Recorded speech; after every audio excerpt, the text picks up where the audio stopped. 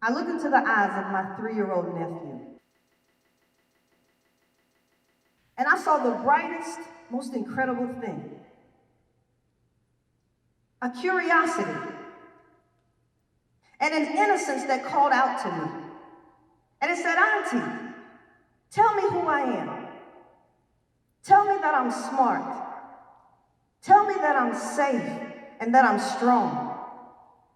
Tell me that I'm loved, and tell me I belong." And I tried with every fiber of my being to make him know these things. And then we started coloring, and I told him the opposite. See, I wanted him to stay in between the lines. In essence, within the confines that others would put him in. Then I realized we communicated differently. It was like a barrier between us, as big as the Gulf and the sea. And even the Grand Canyon would shrink in comparison to the hopelessness I feel. But he was so happy, so free. And then we started therapy. So instead of narrow, he would do things the broad way because he was too brilliant for the screen. I said instead of narrow, he would do things the broad way because he was too brilliant for the screen. He was in full swing, in living color, doing what he wanted to do, and that's facts.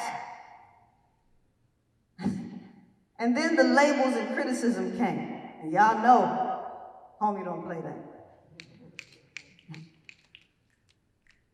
And as the speech barrier became more apparent, I couldn't understand it. It's like all our efforts were in vain. It started weighing in on my heart. It was a major pain. See, I was so concerned about his anatomy, and that to me was everything. So I started praying and waiting and believing for a suddenly, like a 5-year-old waiting for Santa on Christmas Eve. And in my frustrations, God spoke to me. I made him in my likeness. So only I can define the lines he has to stay within.